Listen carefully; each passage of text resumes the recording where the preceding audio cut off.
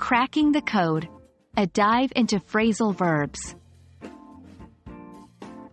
Hello, language explorers. Today, we're going to decode one of the most puzzling parts of the English language, phrasal verbs.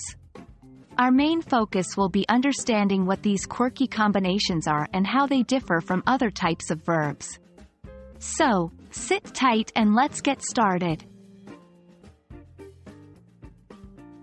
Before diving into phrasal verbs, let's first refresh our memory on what a verb is. A verb is a word that describes an action, occurrence, or a state of being. For instance, run, is, feel, become, are all examples of verbs. Now, let's delve deeper into our main topic, phrasal verbs. A phrasal verb is a verb that is made up of a main verb together with an adverb or a preposition, or both. Typically, the use of an adverb or preposition changes the original meaning of the verb.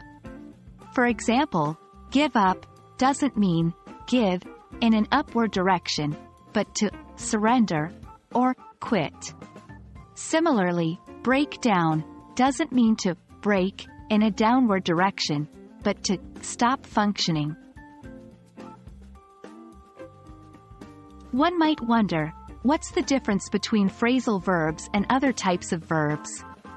The key difference lies in the fact that phrasal verbs have a 2- or 3-word phrase that together gives a specific meaning that is often completely different from the meanings of the words taken separately.